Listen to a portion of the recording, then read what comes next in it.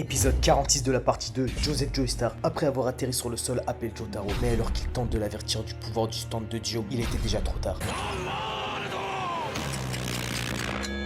Dio arrête le temps. Jotaro est le dernier encore debout. Furieux de la mort de Kakyoin, il s'approche ouvertement de Dio avec l'intention de le battre jusqu'à qu'il soit réduit en bouillie. Cet épisode m'a marqué à tout jamais. Il devait être 1h du matin quand j'ai vu cette scène pour la première fois et comment ne pas se retenir de crier. Et heureusement, JoJo's Bizarre Adventure n'avait pas fini de nous surprendre. Regardons tout ça. XO.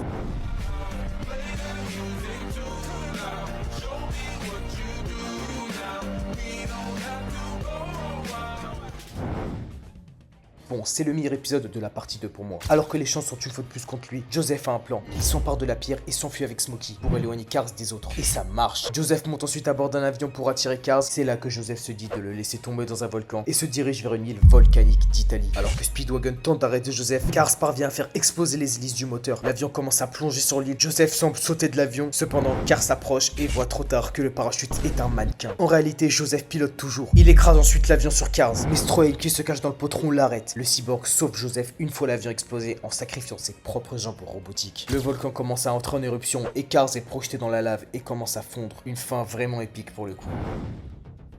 Épisode 21 et 22 de Diamond is Unbreakable. Shigechi remarque que Kira porte le sac de la même boulangerie d'où vient son sandwich. Il soupçonne donc Kira d'avoir volé son sandwich. Shigechi essaye de le reprendre avec son stand, mais le sac se déchire, exposant la petite amie de Kira. Kira, sachant qu'il sera probablement explosé, le donne à Shigechi. Il fera ensuite diversion avant d'invoquer son propre stand. Maintenant, il veut tuer Shigechi avant qu'il ne révèle la vérité. Shigechi invoque ensuite son propre stand Harvest pour tenter de le neutraliser. Mais Shigechi, tel un gros rat, ordonne à Harvest de prendre la pièce au sol, juste avant que Kira ne révèle la capacité de Killer Queen, transformer tout ce qu'elle touche en bombe. La pièce explose, mutilant Shigechi, mais ne le tuant pas. Shigechi utilise ensuite Harvest pour distraire Kira et se cacher. Il se dirige ensuite jusqu'au lycée de l'école afin d'avertir Josuke et Okuyasu. Mais au moment où il touche la poignée de porte de la classe de son camarade, Kira fait exploser la bombe qu'il a posée dessus, réduisant en miettes Shigechi de l'intérieur sans laisser de traces. Une des morts qui m'a le plus marqué, je trouve.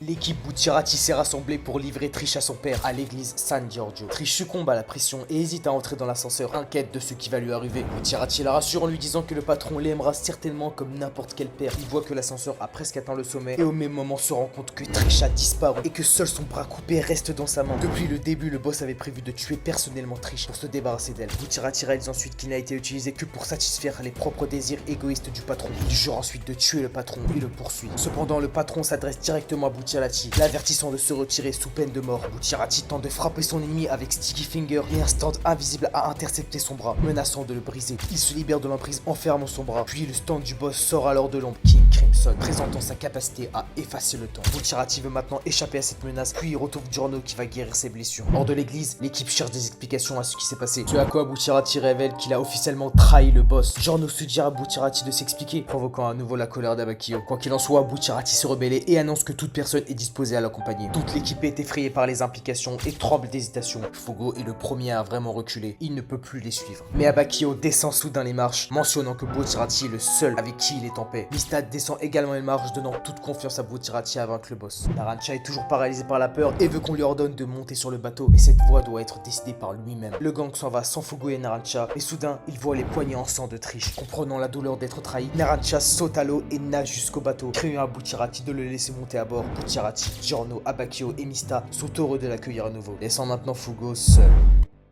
Dernier épisode de la partie 6, Pucci dit au groupe qu'il va s'en débarrasser, les trouvant impropres à l'univers qu'il envisage pour l'humanité. Après un rude combat contre Pucci, il remarque que le ciel se lève déjà. Maidon Even est activé. Pucci et son stand abattent ensuite Jotaro. Anasui mort et tout le monde gravement désavantagé. Hermès tente d'attaquer, mais en une fraction de seconde, Pucci lui arrache les bras et fait une tranche géante sur le visage de Jotaro. Et le temps s'accélère de plus en plus. Emporio hurle d'horreur en voyant ses amis mourir. Puis Jolene entraîne Emporio dans l'eau, qui se sacrifie pour bloquer Pucci. Elle avait utilisé Stone of Free pour attraper un dauphin et ordonne à Emporio de survivre avant de finalement couper le fil. Emporio est témoin de la fin de l'univers. La vitesse d'accélération de Maidon Even fait paraître le soleil qui se couche et se lève en quelques secondes seulement. Jotaro, les cadavres des autres pourrissent vite. Leurs vêtements se désintègrent rapidement. Emporio voit le temps s'effondrer et toutes les créatures vivantes sont aspirées dans une lumière. Cette fin-là m'avait vraiment laissé sans voix. Bon, je sais qu'il y a forcément des scènes plus grandioses et emblématiques aux yeux du grand public, mais perso, dans quelques années, ces scènes seront encore ancrées en moi. C'était Wawax, ciao.